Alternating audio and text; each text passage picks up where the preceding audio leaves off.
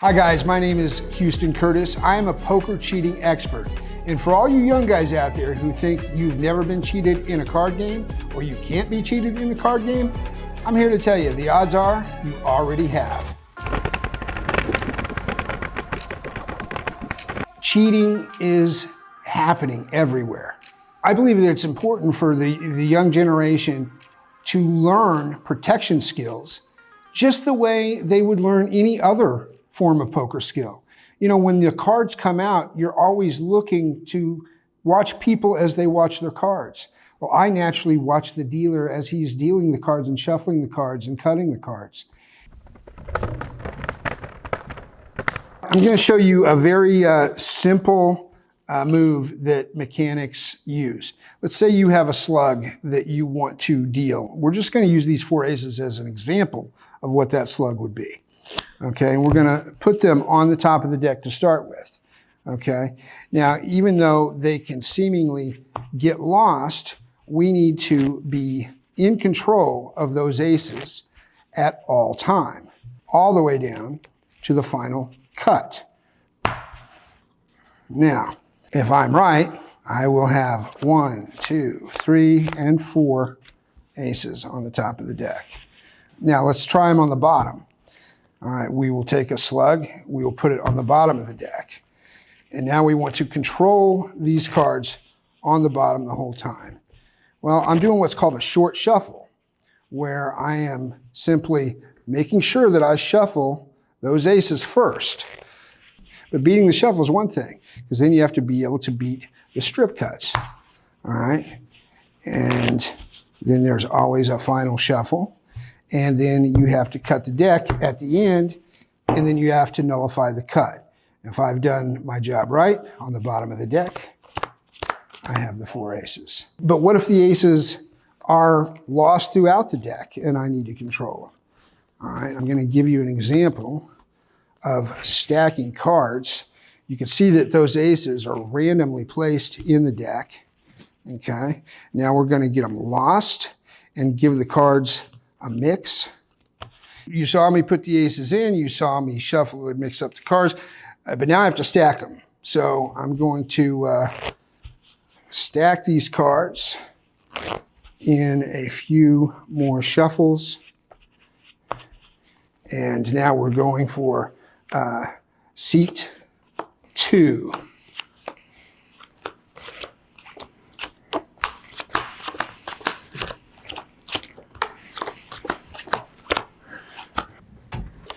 There we go. Oh, no, they're all 4 out there. Yeah, there's your kicker. Well, there's something very romantic about the idea of being able to control the outcome of a card game. However, I should say that I deplore cheating, which is why I'm trying to teach you guys what to look out for. Now, this is just a demonstration of things that can be done when someone is cheating. You know, like controlling the aces directly to the center of the deck. You would think that cards being in the center would definitely make it impossible. Once you cut those aces into the center, how are you going to deal them? Is that even possible? Well, you can deal from the center of the deck. That ace is coming right out of the center, all right? Those are right out of the center. So that's called the center deal. And the center deal was discovered actually by a magician named Di Vernon, who traveled the countryside meeting with card cheaters, because he always thought the coolest move in poker would be, you know, if you've got a stack, the one thing that's hard to beat is that final cut. There's got to be somebody who knows how to deal the cards from the center. And he finally found a guy somewhere in the South that knew how to do it. But most of the time, when you have a stack in the center, you're just looking to reverse that cut. So if I go to make the cut here, all right, I just do that, tap the deck. Now I have those aces on the bottom. I've reversed the cut, okay? And I can deal that wherever and whenever I want. Is they give the cards a quick tap, and in that motion, I have reversed the cut. That is called a shift. Now there's different ways to do a shift. Put them on the bottom. This is called a table shift. Just like that, I've reversed it. It look like I'm just spinning the cards around to me to pick them up to deal them. A lot of times you'll see a guy, this is called a hop. He goes over here, and as he moves to deal, he's reversed the cut, okay? Now I've shown you a few different things, how to beat the cut. I've shown you how cheats track cards, stack cards. So let me show you how you might use a few of these methods in one deal. Say you're picking up cards from a previous hand, okay, and there's the flop out there, and there's a real art to gathering the cards up, and just going for the next hand. Well, I spot 3 aces. You don't need to get greedy with the 4th one, okay?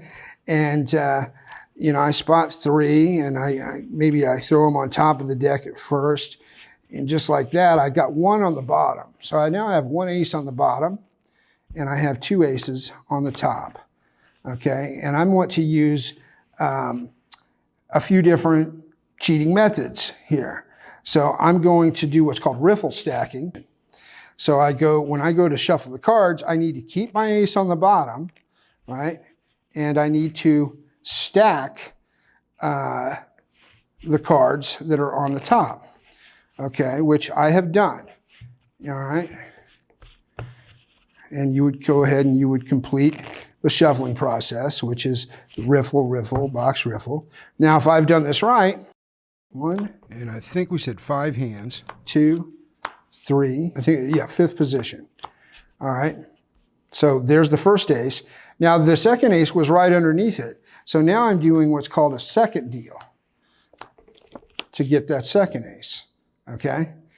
And now we want to go to the flop. I do remember having 1 more ace on the bottom of the deck, and you burn and turn. Now you flopped a set. There was something that happened a lot, maybe even a decade ago, even in some of the big card rooms on the Strip, and definitely back in Spilatro's day. There would be a lot of holdout artists. All right, a holdout artist is a guy who, he may not be partnered. There's no mechanic dealing. This is just a player, the way a player might cheat. And say the player gets dealt a Jack-9, and he might see a flop with it, but it's not working out for him. He didn't hit. He doesn't have a flush draw. Well, in just the move of looking at those cards, just like I did right there, I've switched those out for 2 aces. You can do several types of switch outs and hand mucking techniques. A lot of guys will hold out and say they're playing 7-card stud, and they go to throw their cards in the muck. They've held out an ace, okay? And if someone said, "Hey, are you holding on to something?" They say, "What? What are you talking about?" I don't have anything, And now it's in this hand, okay? So they know how to get themselves out of jams. All right, so when you reset and you go to muck the aces, you can turn them around, throw them in the muck like that, and you've just held out the aces again. I always tell players, you don't have to know everything there is to know about cheating at cards, but you should definitely know what a standard dealing procedure should look like. Because 9 times out of 10, or maybe 99.9 times out of 100, if the cards are done, shuffled with a standard dealing procedure, most cheats can't beat it. And what that procedure is 2 riffles, a strip cut or a box cut, another riffle, and this cut card shouldn't be out front like that. It should actually be off to the side. And the last thing you do is you bring it out and you go for the cut. All right, so now I'm going to do the standard dealing procedure, but I'm going to leave one part of it out. See if you can spot what it is. By leaving it out, it's allowing me to manipulate the cards. Riffle, riffle. Box. Riffle. To the cut card. What did I do differently there? Well, I picked up the deck before I went to the cut with both hands. And by doing that, it allowed me to maintain a slug on the bottom of the deck. Now, what you really got to look out for is the guy who can do a one-handed cut to the cut card and do a shift while keeping the cut card intact on the bottom of the deck. Here's another example. One-handed cut to the cut card. This time I'm going to do a tap while keeping the cut card on the bottom. I've shifted the cut. And these are the types of protection tips that I teach you to look out for. There was a video that was posted online about a card sheet that got caught on camera in one of the Houston, Texas card rooms. And everyone knew something was amok, but they didn't quite know what. And I went in and explained it. There was a dealer there who was doing a push-through shuffle. And what a push-through shuffle is, and he was doing a bad push-through shuffle. When he went to riffle the packets, he was literally pushing them all the way through and just grabbing them on the other side. And he already had the cut card out front. And this is where the big tip's going to come in. So he did it again. He pushes them through just like that. Then he just whips that around, doesn't even bother stripping the deck, and completes the cut. Now, let me give you an idea of how devastating it can be if you allow a dealer to get away with a wrong procedure, like keeping the cut card out in front. This is a standard riffle, box riffle, so it seems. Okay, but he's not going to do a one-handed cut. Instead, look what happens. The entire deck order has remained the same. Just imagine the kind of cooler that could be rang in with a move like that. There's one tell for a lot of bottom dealers.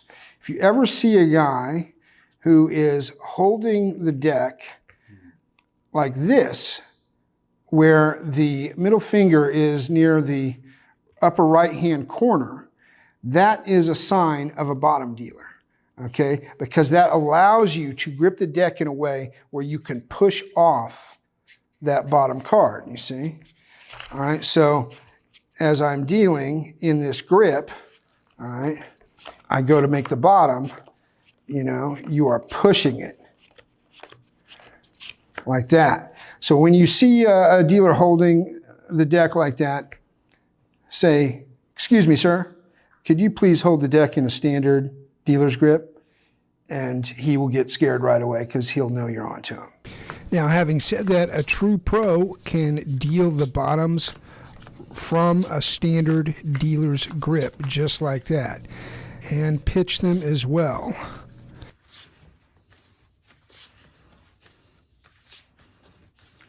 But, this is something that you shouldn't really be worried about, considering the cut card, right? Well, there is about 1% of mechanics who can deal those bottoms right out from under the cut card. Let me give you an example of probably one of the most devastating cheating moves there is. Okay, here's what I'm going to do. I'm not even going to shuffle the cards. You shuffle them. Good looking shot.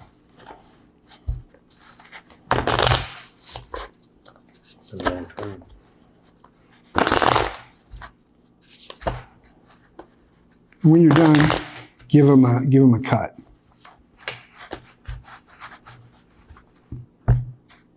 Okay, so I didn't even shuffle these cards. You shuffled them. All right, but now I want to go one step farther, okay? I want you, I'm not even going to deal, okay? I want you to deal a hand here, a hand here, hand here, and hand here. Just 1, 2, 3, 4 hands. Start here, okay? And just deal the first card, okay? Now I want you to cut the deck onto this cut card. All right, we're mixing it up even more. All right, now this is, I haven't shuffled the cards. I haven't dealt the cards. Now we've added a cut card to the mix, okay? So now I want you to finish and deal the rest of the hands. How many cards am I doing? That's it, just hold them. Now just set the deck here. All right, I didn't shuffle, I didn't cut, I didn't deal, okay? This is going to be my hand, and let's put, I'll put some money on top of it just so we know that it's, we can't turn it over, okay? There we go. That's my hand. We're not going to look at that one. I didn't deal it. You dealt it. All right. But let's go ahead and take a look at the other hands. Just turn them all up. Yeah. Let's take a look. So if you were choosing one of these hands, which would you choose, Craig? King 8. Okay. But you don't really know if that King 8's Good. good until the flop. Exactly. Right? So let's go ahead and, see a flop. And then we're going to let you choose again. Okay, so now you've seen a flop. Now what are you thinking? 10-6? Yeah. Well, I got there. Still King 8's a high card. 10-6 has potential. As the straight. Yeah. So this is high card, so probably this again. Okay, so. Top pair. All right. There's no 2 spades. Okay. All right, so so do we want to kill? Kill the Queen 4. Kill Queen 4, and you want to just go with the King 8. Okay, so now let's go for the turn. Oh, the Queen 4, that's too bad. It happens. It happens. And Okay. Fred's poker. All right. I still have top pair, but there's 2 4s out there. So you still have top pair. All right. So here comes the river down and dirty. Okay. All right. And that is a jack. So we've got your King 8. So you got a pair of 8s with a yeah. You know what? Can we make it any better? Like if we look through, 8s and 4s. you could do. How about this? What if we give you? Check 4s. What if we give you a 4-8? Oh, full house. Yeah. All right. Do you want to put any money on whether my hand wins or not? I did. You dealt it. You shuffled it. I haven't touched it. I haven't seen it. You pulled out 300. I was going to put $10. I mean, there's no way this hand could win, right? There's no way it could win, but it does. What the hell was that? What my advice to any player out there that is even remotely worried about being cheated, add some protection skills to your arsenal. Look at it as just another skill, like the skill of being able to read an opponent, the skill of being able to calculate pot odds on the spot. All right. Understanding certain things that should happen and occur while the deck is being shuffled, cut, and dealt can save you your entire bankroll. Matt recently did a podcast about a ring of cheaters that were using some sort of camera at the table to catch a dealer when they tossed it so they could see underneath the cards and see what people were dealt. Right. Do you know anything, how we recognize that? There's a couple of different devices that, one is called an analyzer. And an analyzer is a device that is in your phone, or it could even be put in like a cigarette pouch or something like that. It's something that's sitting on the table. But for the analyzer to work, there is a certain type of RFID chip that has to have been installed in the cards. Okay, so once the shovel is complete, the dealer, if you ever see a game where the dealer leaves the deck kind of hands off for a full second, and you'll see this he finishes his deal, then he'll say, all right, are the blinds up? And he'll leave it there for 1 second. That gives the analyzer enough time to know what the entire deck is and to tell the guy with the analyzer where the winning hands are. What positions will be. Yeah. There is another technology that has essentially an X-ray camera.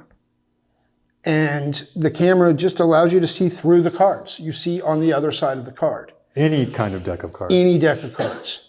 But it takes a certain type of table to do it. Okay? And then that signal could be sent right to a guy's phone, and he can now just see an X-ray version of all the cards.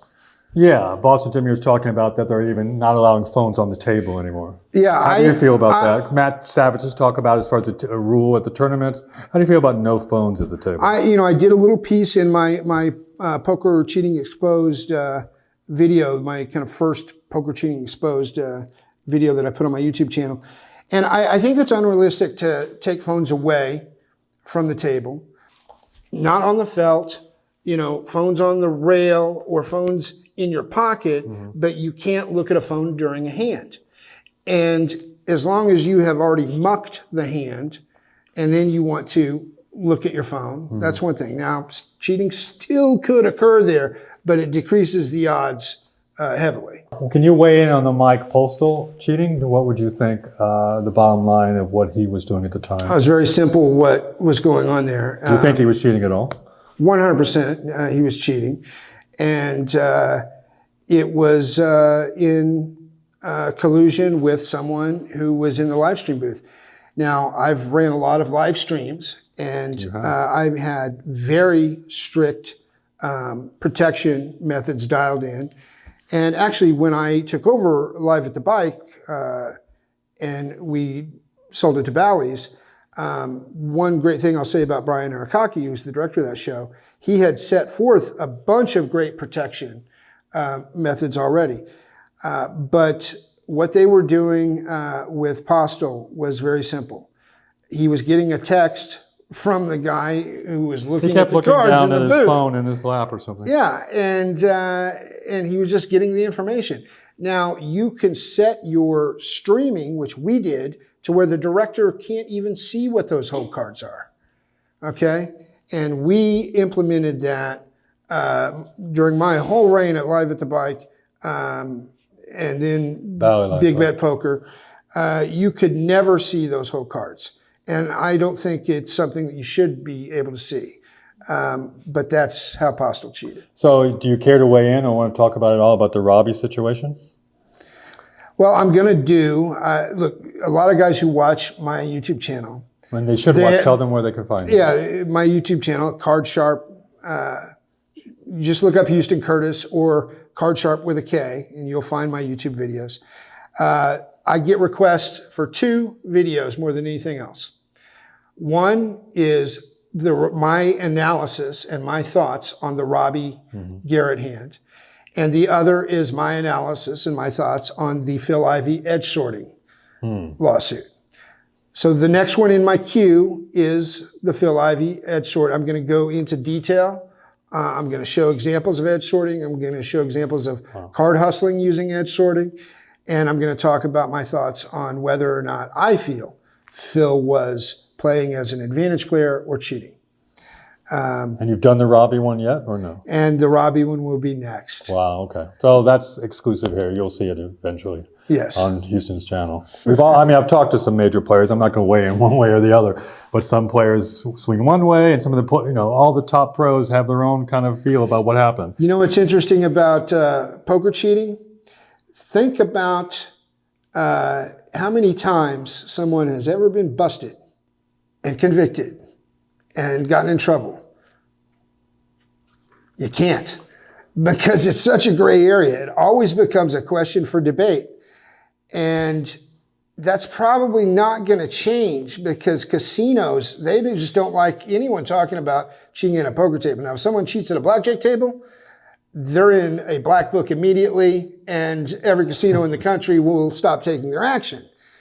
But because poker is a game where the house is just collecting a rake, they don't spend the amount of effort and time and money on protection for poker in casinos. Having said that, I believe wholeheartedly that casinos are the safest place to play live cash poker games, as well as tournaments, obviously. I was introduced to poker at the ripe old age of 6 or 7. Learned my first magic trick and how to play 5-card stud on the same night. I had a love for cards, poker, and sleight of hand, like out of the gate. And I ordered this book called The Amateur Magician's Handbook. There was this one, it was by Henry Hay, and I was so excited to get it. I wanted to learn all these cool tricks. And he wrote a little section on this move called the bottom deal. And I'm reading about it, and I'm like, what's this? What really drew me in was at the end of the paragraph, he doesn't teach how to do it. He just talks about it and then says, this is really a move used more by gamblers at the gambling tables, is I think the way he put it, than it is by magicians. And I thought, that just sounds like a move I'd really love to learn. So I started trying to find a book that would teach it and other moves that would allow you to control the outcome of a card game. And around 15, I stumbled across this book. I knew about the book, but I had heard about this book called The Expert at the Card Table. It was written in 1902 by a guy named S.W. Erdnase, which was not his real name. It became the Bible for a lot of sleight of hand magicians, but it was written as a guide to cheating at cards. And it taught the bottom deal, it taught how to nullify the cut, it taught how to stack the deck, it taught, all these moves that it taught magicians who pull most of their moves from the gambling table. A lot of people don't know that. Sleight of hand, card magic guys, all those great moves from sleight of hand were originated by professional card cheats. And I got a hold of that at 15, started really kind of immersing myself in the art of card cheating. I learned how to do what I call a short shuffle. In the book Expert at the Card Table, they call it the Erdnase blind shuffle. And it's essentially just securing a group of playing cards, either on the top or the bottom of the deck, no matter how many times you shuffle the cards. Then I started figuring out, well, it looks like in all the card games, they always cut the deck before they deal. I wonder how these professional card cheats would figure out how to get around that.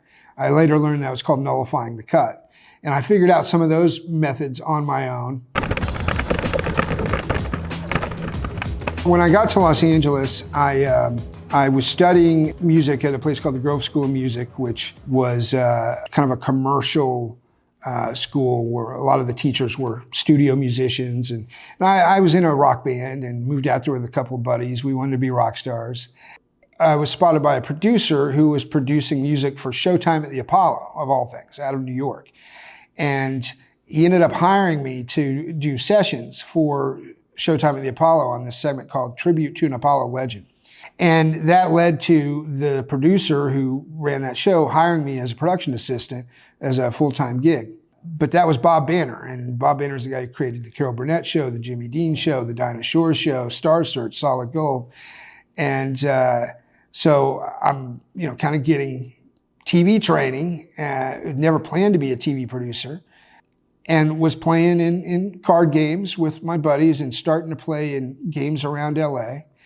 By the time I was 23, I was producing television. I was producing nationally syndicated talk shows, game shows, and that led to a development job at MTV.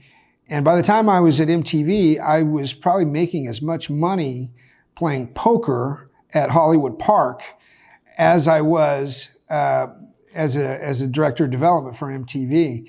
So I kind of had two careers going on, one by day and one by night. And the games, as my career got bigger, the games that I was playing in got bigger. When I was producing the dating game, I remember the host, Brad Sherwood, who was on Whose Line Is It Anyway, invited me to come play at his game. And then a producer, this producer would invite me I was working with Vinda Bona, and there were some guys who had another game. And so the games kept getting bigger and bigger until all of a sudden I'm playing in games with John Landau, who, rest in peace, just passed away, Jim Cameron's producing partner. And it would be John Landau and Ross from Friends. And didn't take too long. I stumble across a high stakes game at the Commerce and get set down next to Toby Maguire. And that was when my life changed in a big way.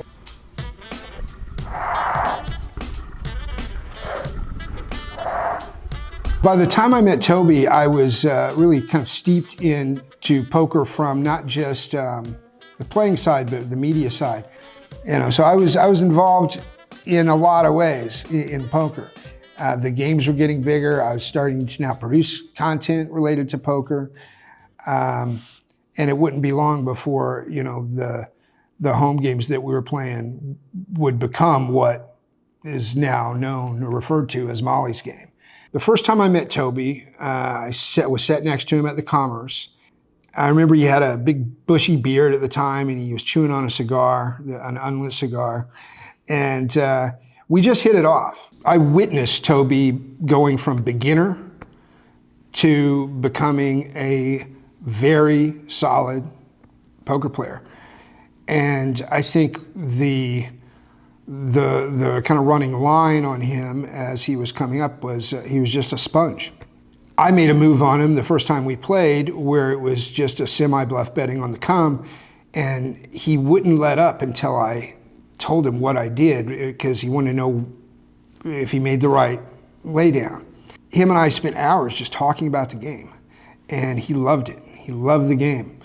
And he was just a natural. He's very smart. You know, he at the time had a big curiosity with fine art, and I'd heard from some art critics that he was probably one of the best. He was picking painters better than anybody in the art industry who would go on to be huge. He's just this kind of guy who, when he wants to do something, he does it well. You know, tried to be good at it, and it came natural. I had mentioned this other game that I was playing. I said, you know, you should come play in this other game. They had just written about it in like Vanity Fairs. They were calling it the Billionaire Boys Club, which I don't think there were any billionaires in it. There were a bunch of millionaires, but it was this guy Reagan Silber's house, who was a guy who'd settled a big class action lawsuit for a ton of dough and moved to Hollywood. And so I told Toby about it. And next week I go to that game, and it's me and John Moonves, my entertainment attorney, went, and Toby was there. And then after that, Toby invited me to his house, and he was having a game. I think at the time it was like 25-50, and it was in his kitchen. And his girlfriend, Jen Meyer, who's the daughter of Ron Meyer, who Toby later married, she would deal. And that's where the game started. And it kept getting bigger and bigger. And then one night, Toby got a call from Ron Meyer, who you know is a big gambler. And Ron was playing at a game over at Gabe Kaplan's house.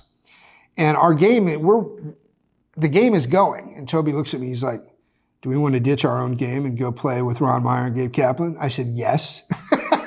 And we shot off to Gabe's houses on Coldwater Canyon. And it literally looked like, when I went into the house, it looked like I was walking into the 1970s. Like he had bought the house, he must have bought it during Welcome Back, Kotter. It had shag carpeting on the walls, the whole deal. And I remember I got all in against Gabe with ace king versus ace queen and flop two pair, and he rivers a straight. And that was the first time I'd lost more than 20,000 in one pot. I was like, welcome to the game. So then we start upping the stakes in our own game. And then Toby said, man, I'm really getting sick of all these scumbags coming into my house, eating pepperoni pizza and, you know, with their dirty shoes. You know, he was a vegan and he was a little excited. I said, well, let's, what about our buddy Darren? And Darren Feinstein had bought the Viper Room from Johnny Depp. And Toby's like, call Darren. And we called Darren, and he's like, oh, I'd love it. We'll have it down in the basement. And this is Darren talking. And I've got this hot little piece of ass named Molly, and she'll serve drinks. And Molly was his assistant. And a lot of the movie is true. Like, she literally did make a stupid playlist the first night of songs that included Kenny Rogers, the Gambler. And we're like, okay, you don't need to play that song while we're playing poker. But, you know, I remember that night it was, you know, it was an epic first game at the Viper Room. Todd Phillips was there, who's the director of, now directing the new Joker movie, and the Hangover director. And there was a guy named Bruce Parker, who was the former CEO of Callaway Golf, and Toby and myself. And we brought in Leo. Our whole strategy was, the more we were playing at his house, we'd have these talks afterwards. And it'd be like, you know, this could be a real business. Everybody wants to play with you guys. We had a guy named Andy Bellin who had written a book called Poker Nation, consulting with us too. And Andy played in these games with me and Toby and John. And Andy suggested Phil Hellmuth. We did invite him to our big game one night with me and Toby and the boys. And Phil crushed it. He did. He won, like, I think it was like $365,000. We never let pros in And it's funny because everyone thought they were going to take Phil's money. They thought, oh, he's going to be a cash donkey because he would play short stacked in some of the high stakes, poker cash game things. And, Phil ran over the game. And the other Phil we had one time was Phil Ivey. And we quit having pros after that because Ivey also pulled up about 350. I won 20 grand that night. And usually Toby and I were always winning 6 figures a night. And we're like, why did we just do that? And he said, yeah, it was for novelty's sake, but it cost us money. But I remember giving Ivy a ride home or back to his hotel afterwards. He's like, so you must do really good in this game. And I said, yeah, well, it's a nice berry patch. He said, yeah, if I had this, I wouldn't play anywhere else. But prior to that, I played in a lot of seedy games throughout the Valley and throughout LA before I met Toby, where I was playing with some very colorful, mobbed up Russian guys and Armenian guys. And I learned a lot about cheating in those games because these guys, I was a lone wolf and I had this skill set, but they didn't know that I had it.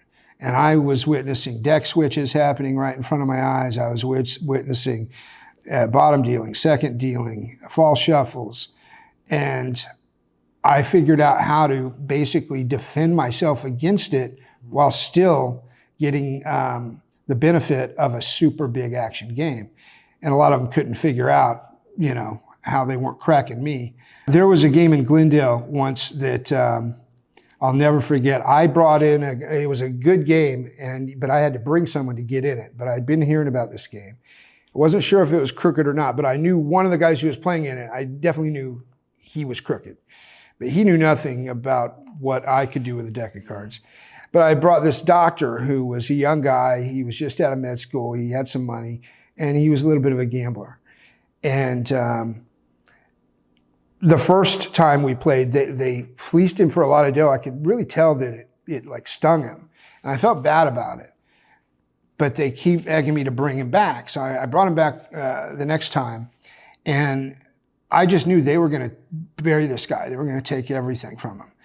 And I decided to do what's called a holdout. And I held out a couple of aces. And I was going to win a bunch of this guy's money back for him was my goal.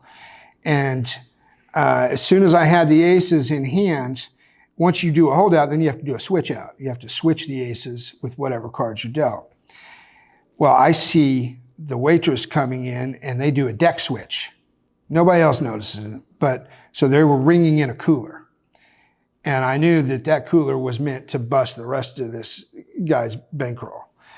And now I can't play these cards because it would double up the cards in the deck. I was holding out from the deck that they just switched out. Well, one of the aces that I was holding hits the flop. And I just made a decision to do an instant switch out. And I said, what the fuck is going on? I threw my cards on the table showing there were 2 ace of spades in the game.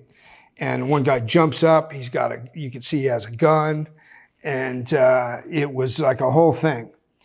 But the guy got out of the game without going dead broke. And a few days later, I am driving home. I still live in an apartment. It's before I bought my first house. And I'm being followed. I turn left, this car turns left. I turn right, he turns right. I finally just pull up to my driveway and I get out. And there was some Russian guys and Armenian guys in the game. And it was a Russian guy. I immediately recognized him from the game. And I said, can I help you? And he said, you forgot something when you left. I said, what's that? And he hands me $10,000. I said, oh, that was the buy-in for the game. I said, well, thank you. He said, you also forget everything else you saw. I said, I don't remember a thing.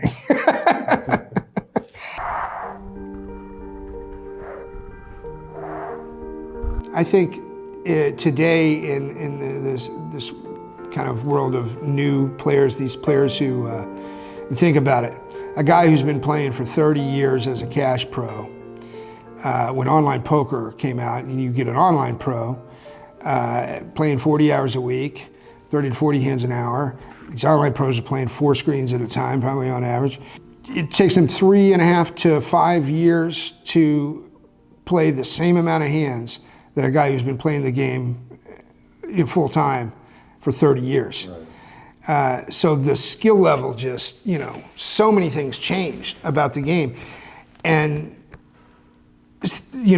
many of these skills, we're playing catch up with, but there's a lot of things that the new guys didn't learn, because they came up different. And, guys like Doyle and Sailor Roberts, when they were rounding through Texas, those guys saw every dirty, crooked, cheating thing you can imagine.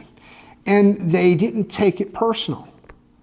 It was part of the game back then. And I think, you see people blow up on these, when a suspected cheating thing happens, the poker world loves to blow it up. And I'm not saying they shouldn't, but I feel like the younger generation, they just can't believe it. They can't believe that, how could you ever do that? And I remember watching one of my own streams one night where Garrett Adelstein, Eric Hicks, they were talking about when someone on the Hustler show had peaked, rubbernecking, and Eric just asked the question. He's like, what is the rule? Is there a rule on that? And Garrett says, I'm offended that you would even ask such a question. And I was just like, are you kidding me? I love Garrett, but I wanted to slap him. I mean, I felt like that was half of an act, but he probably really felt that way. Look, if you're not going to protect your damn hand, if you ask Doyle or some of the old school guys, or even a generation before Garrett, how do you feel about rubbernecking? Well, if I tell somebody once, hey, you're flashing your cards, and then I tell them twice, hey, you keep flashing your cards, I'm done telling the guy, And I think there's just a different attitude towards what is cheating, what is hustling, and who would possibly cheat. And let me tell you what the answer is. Everybody that you can imagine who plays high stakes poker has at least sat in a game where cheating has happened. All right, once the stakes get to a certain level, you are going to come across cheating. It's rampant in home games. It's all throughout LA. I prided myself on the game Toby and I did as being the cleanest private game I had ever been a part of, because I had seen all the scumbaggery leading up to that. I knew all the angles, knew all the moves. We got a dealer that we knew was straight. We used the shuffle master, which no one knew how to compromise the shuffle masters back then. They do now. And it was a straight game. But in LA right now, LA home games around the country, if it's significant stakes, you better go in knowing that there is a very high probability that you're going to get cheated. And if you don't know some basic protection techniques, you will get fleeced playing in those games. And if you think that some of those guys can't make their way into casinos, you're also kidding yourself. And I can teach you these things. Come to my website, cardsharp.com, that's cardsharp with a K, or my YouTube channel. Follow me on social media. And together, I'll keep you safe.